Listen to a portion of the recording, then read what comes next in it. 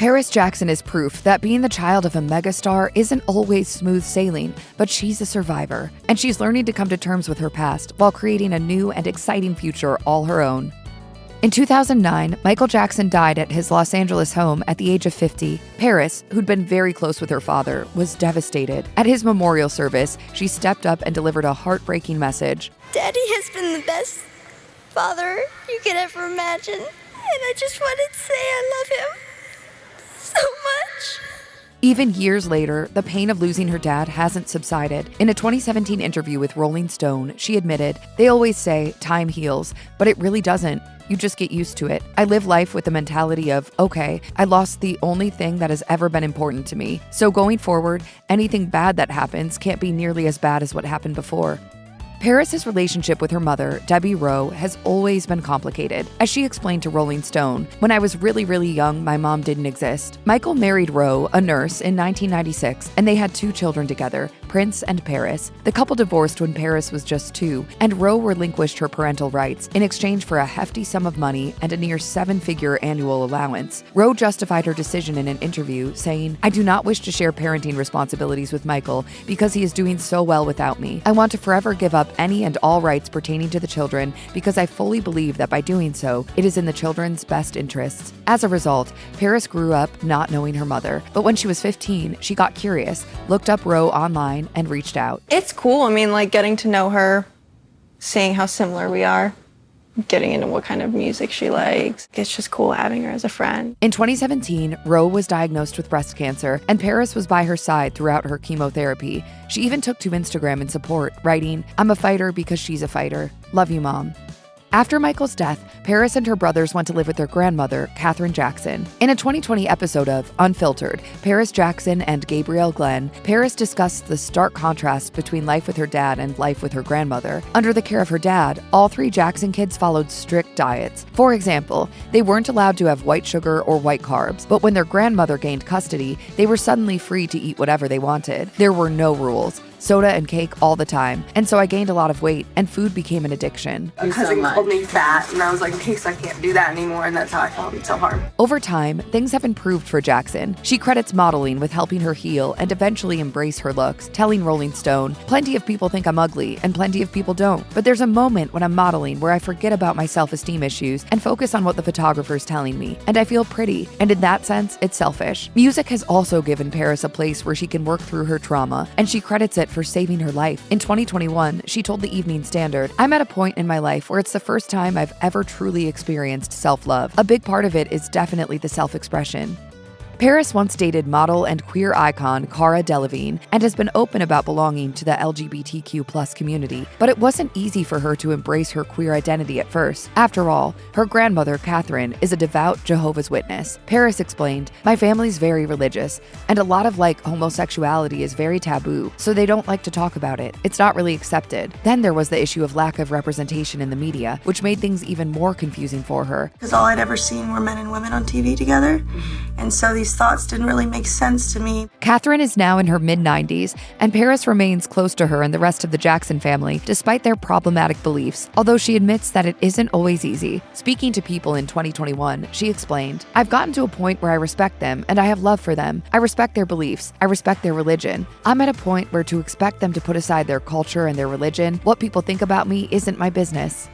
Paris is open about the fact that mental health issues are an ongoing struggle for her, telling Numero, "I think it will always be a part of who I am and of my music, which is inspired by my life and the things I've been through. I can't see myself not talking about it." Paris attempted suicide in 2013 at age 15, and it wouldn't be her last attempt. In the years since, she's gotten a number of tattoos to cover her scars. Speaking to Rolling Stone, she shared, "It was just self-hatred, low self-esteem, thinking that I couldn't do anything right, not thinking I was worthy of living anymore." As a teenager, Paris spent 2 years at a behavior modification boarding school, which she has since said did her more harm than good. And, in fact, she was diagnosed with post-traumatic stress disorder after the experience. Speaking to Today, she said, "The other girls I'm still friends with to this day that went to the boarding school with me all have the same symptoms of PTSD and nightmares and trust issues. This is child abuse." In 2019, Paris was hospitalized for a mental health crisis that TMZ claimed was triggered by the release of the documentary Leaving Neverland, which documents Michael Jackson's alleged serial abuse of young boys. However, Paris denied that she had attempted suicide on that occasion. 2 years later, she went on Red Table Talk to discuss her struggles with suicidal ideation, saying, "I can say several years later that I'm really grateful that it didn't work. Things have gotten better." Paris first struggled with addiction as a teenager. In her interview with Rolling Stone, she revealed that she spiraled in the years following Michael's death and began hanging out with a much older crowd, saying, "I was doing a lot of things that 13, 14, 15-year-olds shouldn't do. I tried to grow up too fast, and I wasn't really that nice of a person." Having attended a behavior modification school for her issues, Jackson said that the institution's practices ultimately exacerbated her substance use. Speaking to LVR magazine, she criticized the lack of vetting at such schools, at which students' individual needs and problems are actually ignored. Psychiatrists hand out addictive medication like candy without really vetting the patient. There is no harm in vetting. In 2019, she reportedly entered rehab for treatment for substance abuse. Upon leaving, she was seen with a chip from Narcotics Anonymous that celebrated 30 days of sobriety. An anonymous insider shared the news with Radar, saying, "Everyone is thrilled and so proud of her for getting sober because that is all that Michael would have wanted."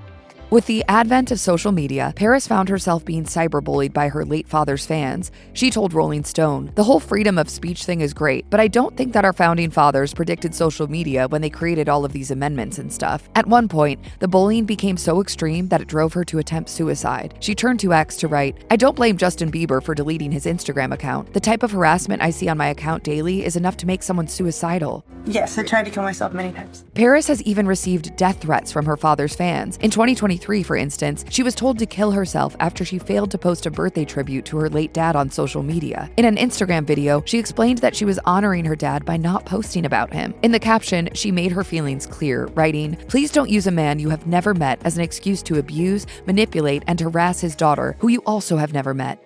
Although Michael did everything he could to protect his children from the glare of the spotlight, down to frequently making them wear masks in public, it proved to be impossible. From the time they were born, his kids were relentlessly pursued by the paparazzi. This continued after Michael's death. In 2017, Paris was chased by paparazzi while at Los Angeles International Airport. They hounded her about her father's death, asking if she thought he'd been murdered. Overwhelmed, she covered her face and begged the photographers to stop flashing their cameras in her face. A source later told Entertainment Tonight, "This is the first time Paris has experienced paparazzi attention of this magnitude. She was very scared." On Red Table Talk, she shared that she struggled with paranoia and anxiety as a result of the constant harassment by paparazzi. I experience audio hallucinations sometimes of camera clicks and severe paranoia. I've been going to therapy for a lot of things, but that included. She also suffers from PTSD, which affects every aspect of her life. Paris credits EMDR therapy for helping her handle her anxiety. I'll hear a trash bag rustling and I flinch. Asked by Glamour what's most important to her in life, Paris replied, "Privacy, having things in my life that are private and not all public knowledge."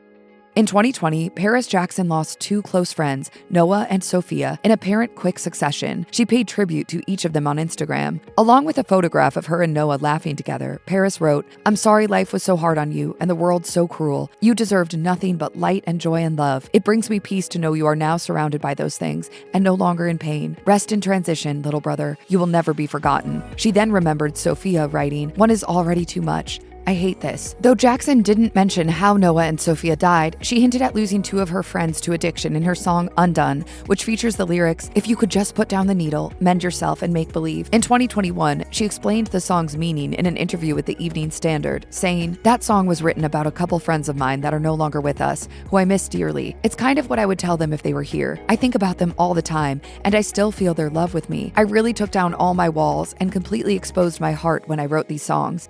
If you or anyone you know needs help with mental health, please contact the Crisis Text Line by texting HOME to 741-741, call the National Alliance on Mental Illness Helpline at 1-800-950-NAMI 6264, or visit the National Institute of Mental Health website